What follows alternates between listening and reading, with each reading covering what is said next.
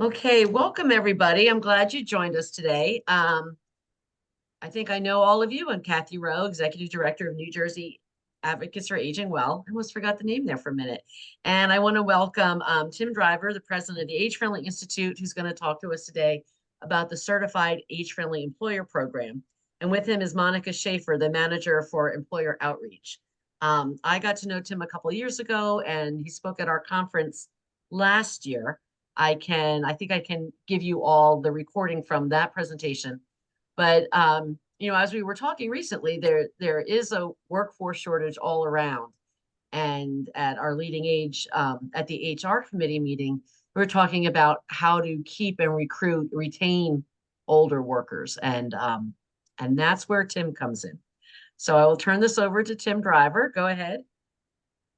Thank you so much, Kathy. And as Kathy mentioned, I'm joined by my colleague Monica, and we'd love to, take your questions and make this interactive as we go along here. So feel free to jump in, raise your hand, etc. I think we're a small enough group here that we can sort of make this a little bit workshoppy if necessary, and happy to do that. So the Age Friendly Institute is based in Boston. And one of our signature initiatives is this program, the Certified Age Friendly Employer Program. It's been around for almost 20 years now.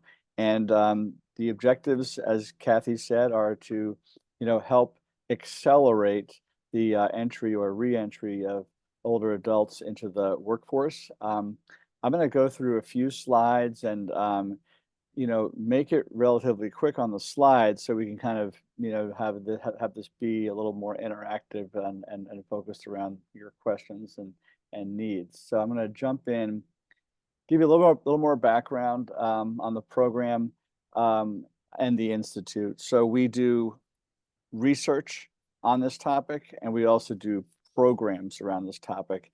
One of the key programs, of course, is the actual certification, but then we also do a lot of learning and help with messaging on this topic. The learning part comes through when organizations are members of the CAFE program. They get to come to workshops that we do 5 times a year, mostly virtual now, but some of them also in person. And that's an opportunity to learn on this topic from a really holistic viewpoint. So we talk about recruitment and retention. We talk about diversity, equity, inclusion. We talk about workforce planning. We talk about phased retirement.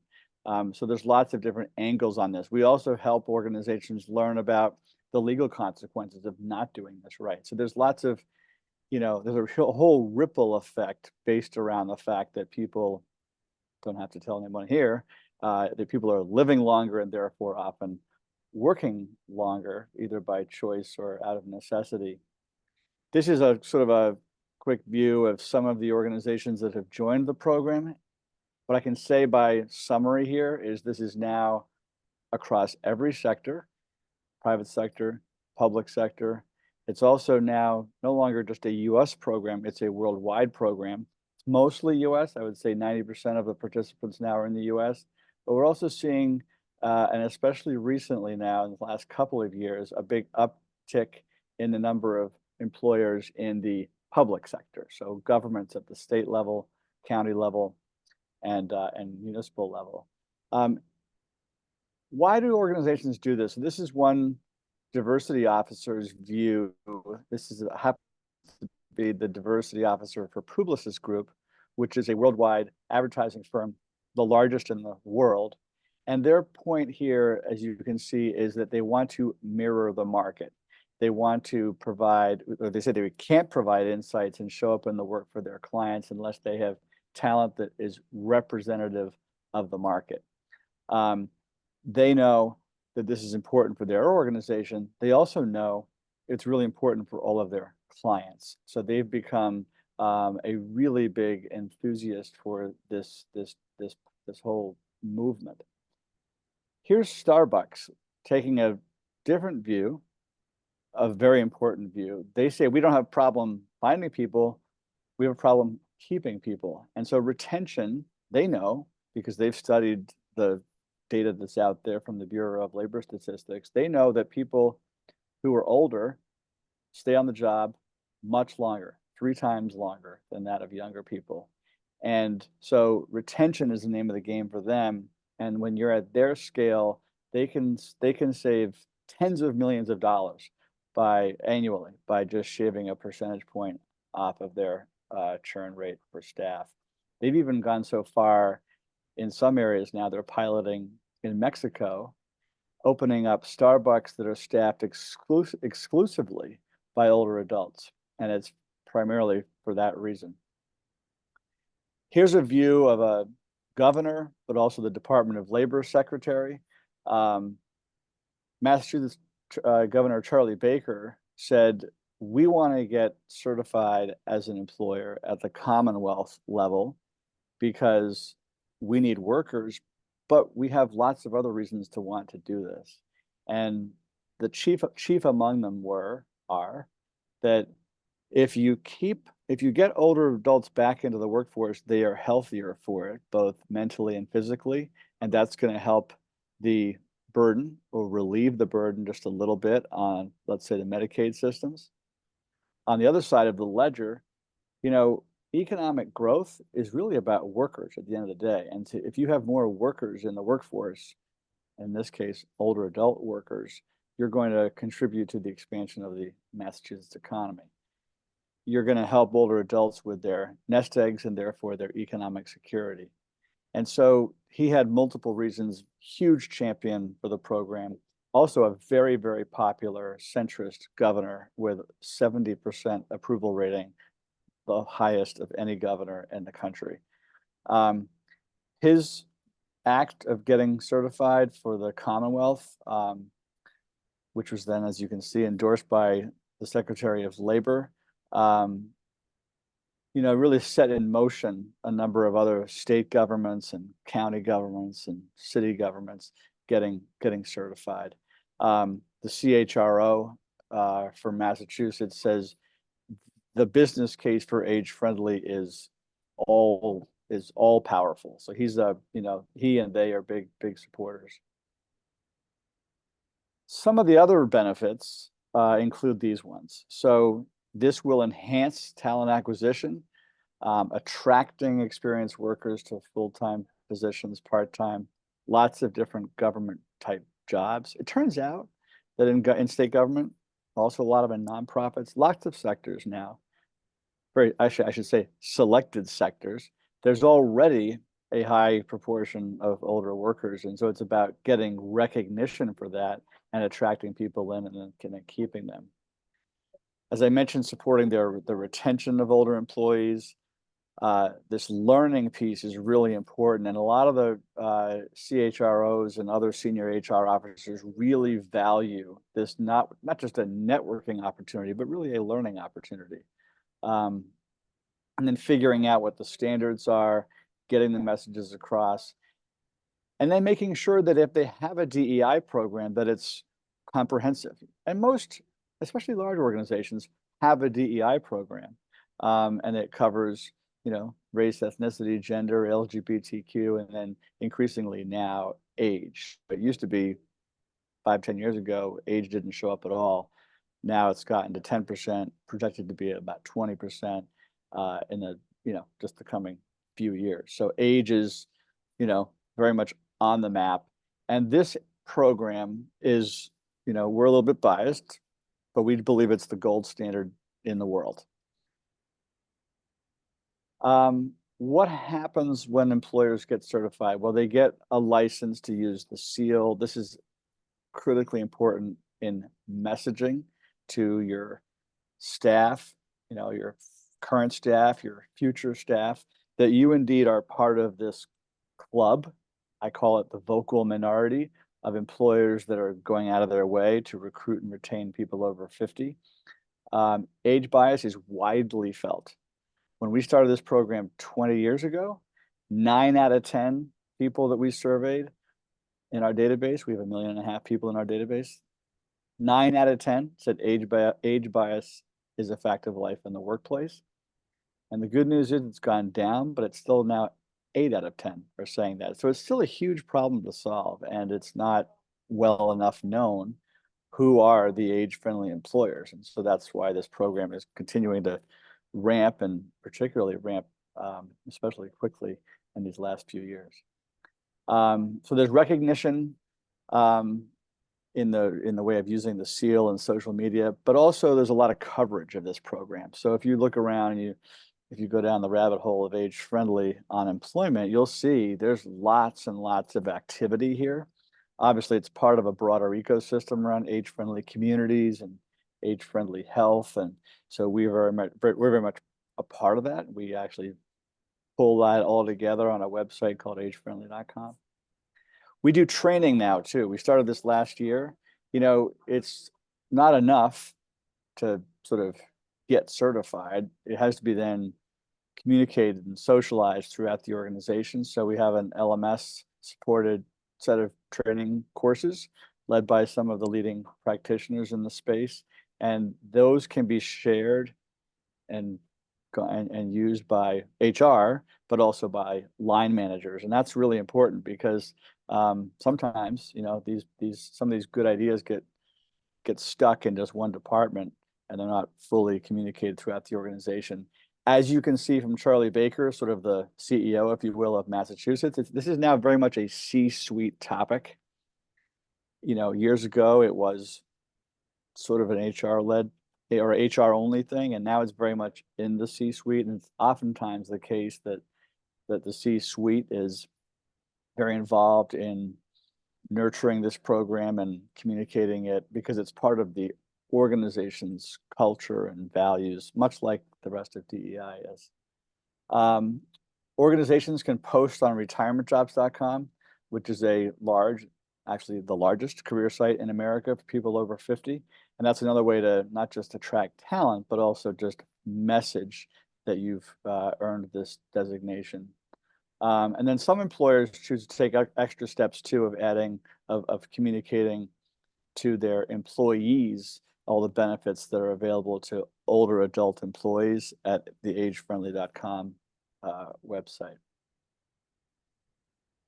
This survey, you know, really hits home for a lot of employers. Essentially, you know, when shortages are out there, and not everyone has a shortage, but many organizations have a shortage, you know, they sort of realize that there's an overlooked group out there, and it's this older cohort who really aren't oftentimes job seeking on the regular platforms. When they're asked, you know, are you more likely to stay at an employer or choose an employer that's age friendly?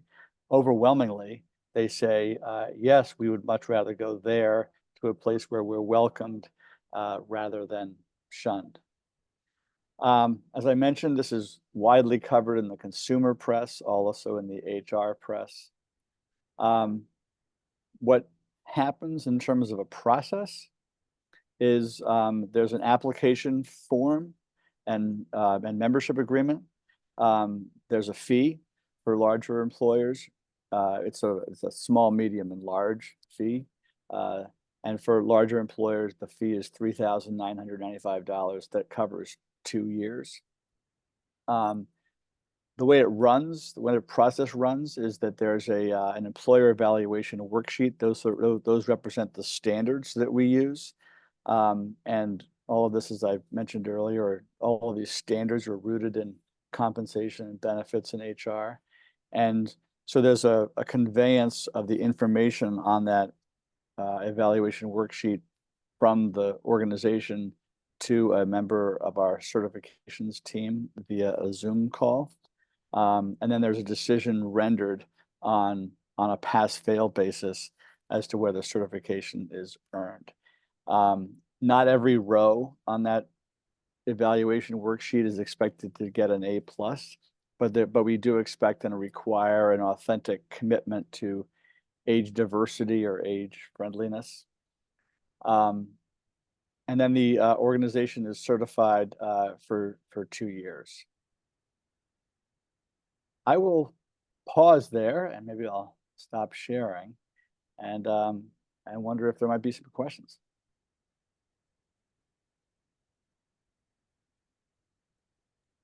Hi, this is Cheryl Morris from the Sonic.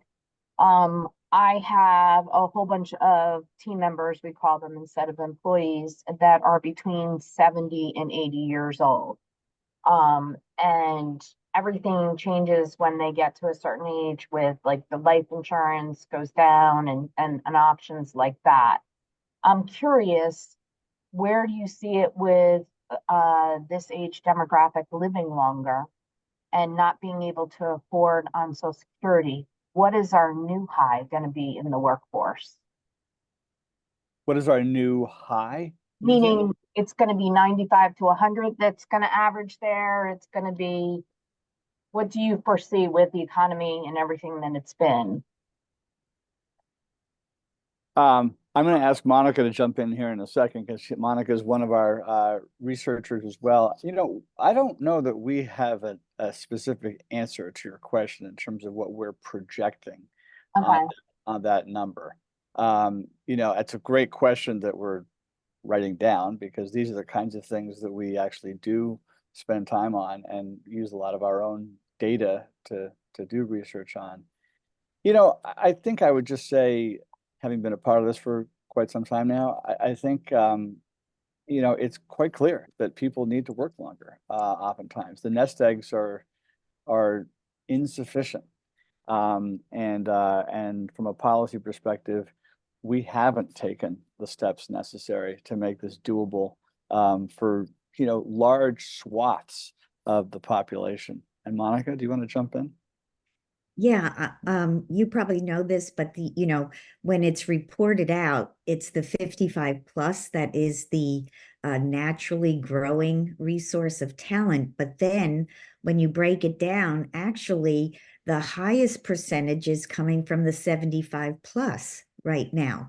So that's why, jobs that are mission driven, that where there's a purpose and people feeling that they are making a difference really are booming and being accepted. And I think that's really, where we have to work at employers not being biased against this work group, but actually being able to be flexible and to create positions. So I'm at Masonic Village, which is a retirement community and healthcare.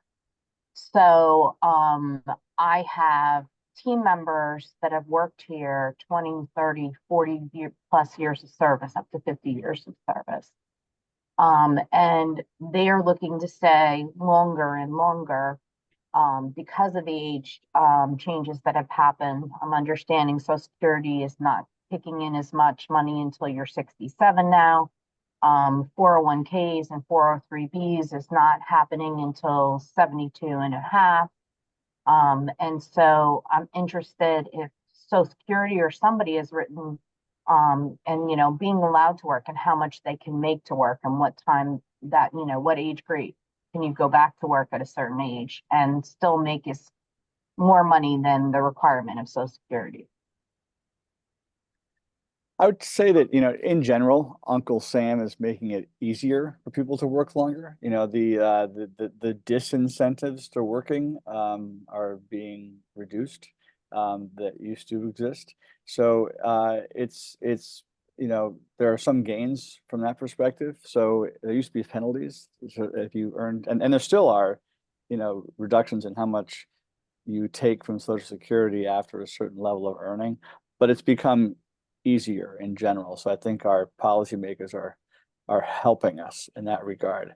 I think that the big issue, the big elephant in the workplace is that age bias is not well enough understood to be fully eradicated. And I think that, it's up to, and the way we run this program is it's all about shining a light on the age-friendly employers and making, and helping them to become the examples for everybody else.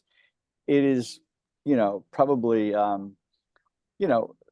not likely that every employer out there is going to become age-friendly over the next 25 years. That's simply not going to happen. But there are certain sectors, and I think, some of you are among those sectors where it really is a good destination. And so we feel our job is just to help people navigate into places where they're going to not only get a living wage and be able to supplement their nest eggs and live a better quality of life, but feel good about it, work in organizations that want them.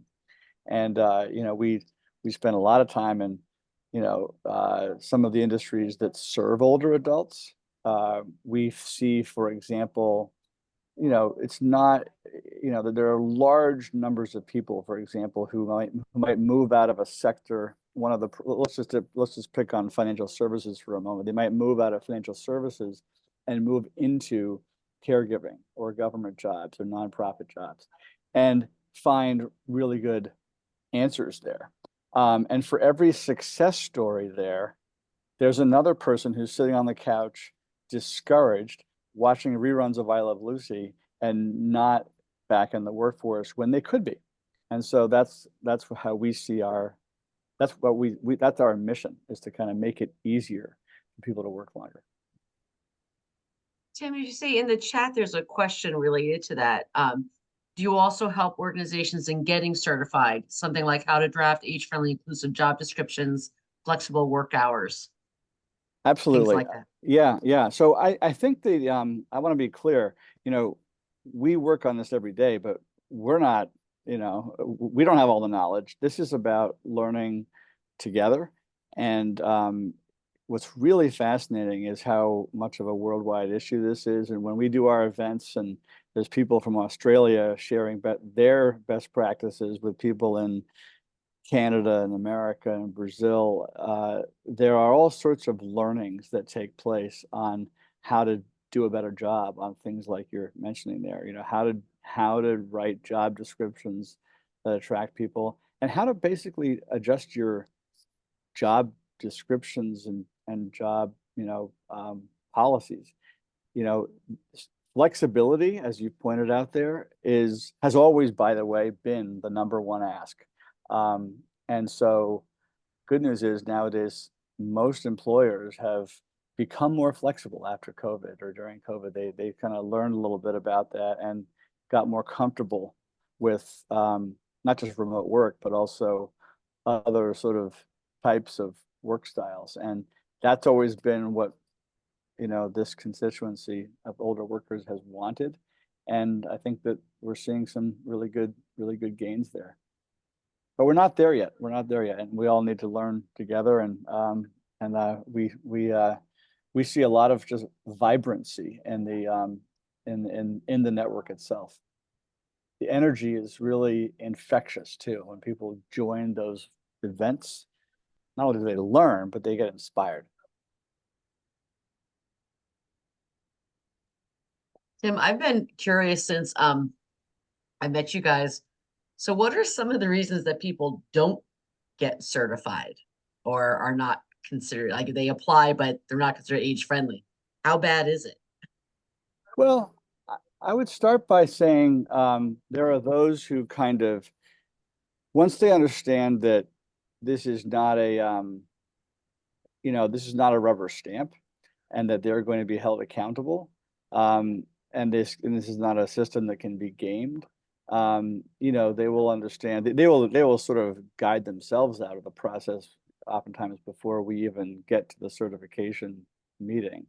Having said that, I'm actually quite proud of the number of organizations that have been bad actors that have turned themselves around and have really, I'm not going to name these organizations, but there's one, the senior vice president of one of the biggest health companies in America was talking about how they've just become certified, and in her prior company, they were a bad actor, and she was brought on board to turn them around.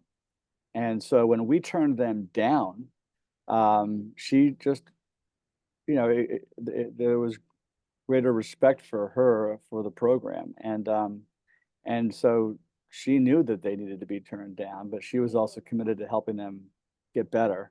and ultimately, several years later, they actually did get certified, and now they've been in the system for a number of years.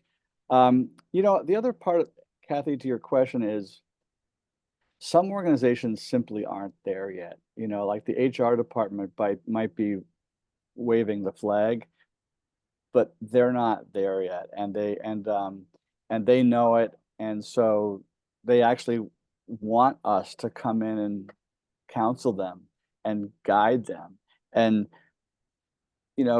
give them that sort of third party legitimacy that sometimes someone needs in order to bring it to the C-suite and say, you know what, our competitor is doing this.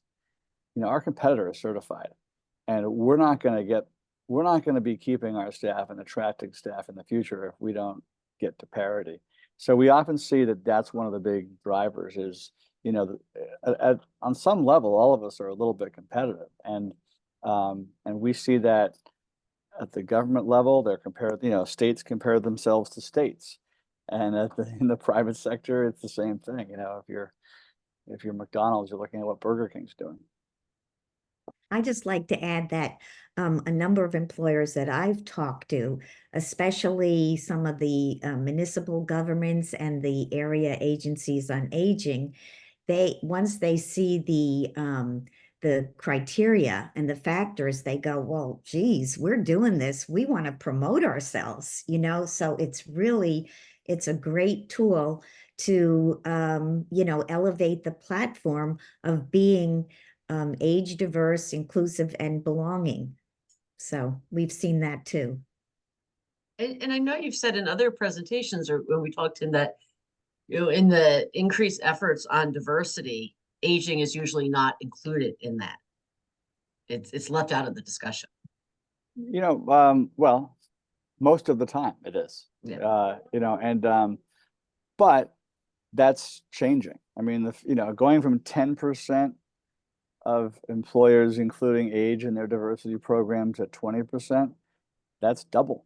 And then it really is changing, and a lot of this is a lot of this is because there is some leadership out there. It's not obviously just us, it's the participants in the program that are socializing this and making it more prominent, and it's the Charlie Bakers of the world, and also the private sector CEOs, and then honestly, probably the biggest form of promotion that happens worldwide on this program now is social media. It's the employers, when they get certified, they tend to want to communicate that for some of the reasons we've talked about, and social media is probably the strongest channel for communication of anything these days. Yeah. Any other questions? But anyway, the reason I wanted to No, did we cover it all? Hi, thank you. Thank you very much for this discussion. I appreciate it. I was curious how New Jersey's doing. I saw some New Jersey large employers like Verizon say on the list. I wondered, in government, as a lot of strides made in Massachusetts, I wondered how New Jersey's doing in government and our major employers. Have you seen progress? I would say on the private sector side, as you pointed out, there's some good representation in New Jersey. On the public sector side, we need your help. There's not as much going on. I will say on the state government level, we're talking to, some of the states are certified, and there are 20 more states that are in our queue right now, and New Jersey is not among them. So I think we would welcome your help in networking into the appropriate parts of New Jersey at the county level or city or state level. Thank you. I will pass that on. We have a governor that we think would be encouraging of it and supportive of it. It seems that way. Yeah. Monica is from New Jersey, and my wife happens to be from New Jersey. So we would love nothing more than to And Kathy, obviously, you've been great in terms of helping to socialize this program in the state. Thank you.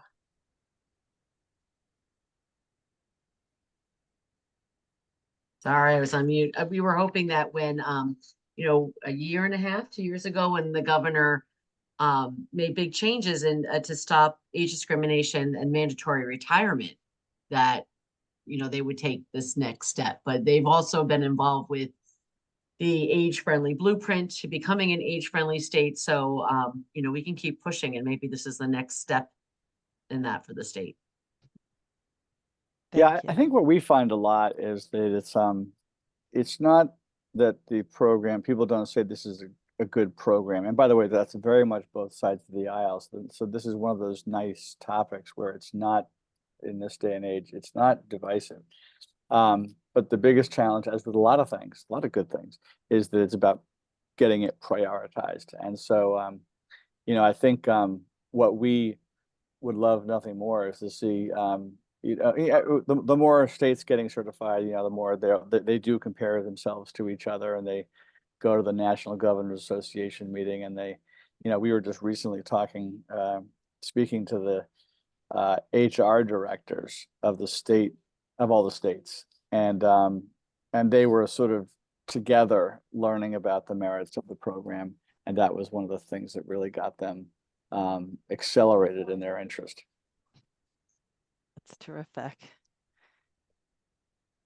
Now, Kathy, can you just remind me that I see we have a group of people who I understand are in nonprofits and leading Right. age related organizations? Right. Most are either a part of the age friendly communities movement in New Jersey, or members of Leading Age.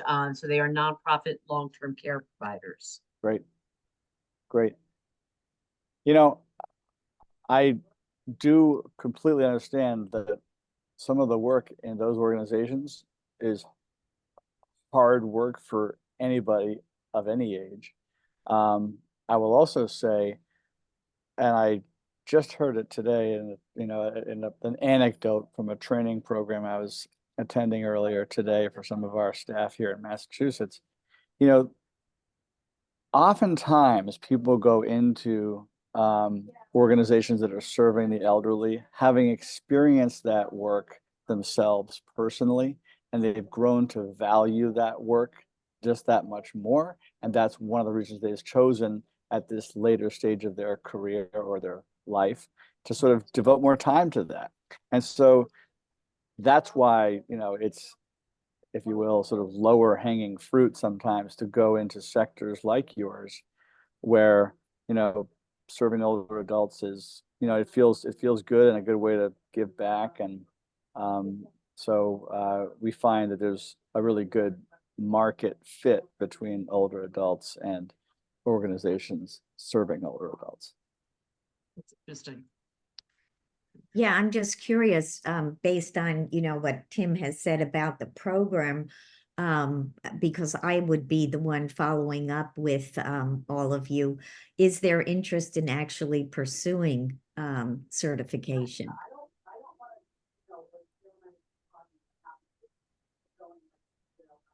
I see Cheryl just had to drop off. People that might not be in a position to Yeah, decide on that yet. well, Okay. I guess Well, Kathy, you will be you know, sending that out and making sure if there are, you know, if there's interest and more questions, we Okay. can certainly accommodate those. And I can send everybody who there were people who registered that weren't able to attend. I'll send everybody the recording and your information. Then they could share the recording with their HR or other people that they work with. Great. wonderful. Okay. Well, thank Well, you. It's always good to see you, Tim. Likewise, likewise. And I will give everybody their contact information. Thank you for joining us and learning more about this. And I hope that some of you will actually go through the process to become age-friendly, the New Jersey certified age-friendly employers.